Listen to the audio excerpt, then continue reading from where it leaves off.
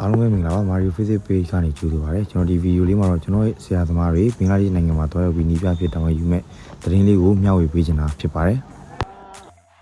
ကျွန်တော်ဒီရဲ့ဒီနီးပြချုပ်ဆရာဦးကျော်စင်ညွန့်နဲ့လက်ထောက်နီးပြဆရာဦးမောင်လင်းတို့ကတော့ကျွန်တော်ဒီဘင်္ဂလားဒေ့ရှ်နိုင်ငံမှာကျင်းပမဲ့ဖူဇယ်လီပြိုင်ပွဲဝင်မဲ့ touch face တင်းကိုတွားပြီးတော့နီးပြတွေဖြစ်တာဝန်ထမ်းဆောင်ကြမှာဖြစ်ပါတယ်မြန်မာလက်ရွေးစင်ကစားသမားဟောင်းတယောက်လည်းဖြစ်သလိုမြန်မာလက်ရွေးစင်အသင်းမှာလည်းလက်ထောက်နီးပြဖြစ်ကာလာရှိတာဝန်ယူခဲ့တယ်လက်ရှိကျွန်တော်ဒီ YCCC Drinking အသင်းမှာလည်းကျွန်တော်နီးပြချုပ်ဖြစ်တာဝန်ယူပြီးတော့နောက်ဆုံးကျင်းပခဲ့တဲ့ဒီ ASEAN Futsal Championship ပေါ့နော် U16 ပြိုင်ပွဲမှာလည်းမြန်မာအသင်းအတွက်တတိယကျေးဇူးကိုရယူခံခဲ့တဲ့ဆရာဦးကျော်စင်ညွန့်ကတော့ကျွန်တော်တို့နီးပြချုပ်ဖြစ်တာဝန်ယူမှာလည်းဖြစ်ပါတယ်မြန်မာလက်ရွေးစင်အသင်းပါဝင်ကျွန်တော် U19 အသင်းမှာလည်းလက်ထောက်နီးပြဖြစ်တာဝန်ယူခဲ့သလိုကျွန်တော်တို့ကစားသမားဟောင်းဦးလည်းဖြစ်တဲ့လက်ရှိ YCCC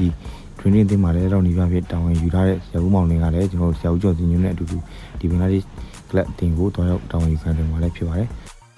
အခုလိုမျိုးကျွန်တော်တို့မြန်မာနိုင်ငံကနေပထမဆုံးအနေနဲ့ပြည်ပကလပ်တင်တွေမှာနီးပြတွေဖြစ်တွားရောက်တောင်းဝင်ယူကြမဲ့ပုံမှာကျွန်တော်တို့အနေနဲ့အများကြီးဝမ်းသာဂုဏ်ယူမိသလိုပဲ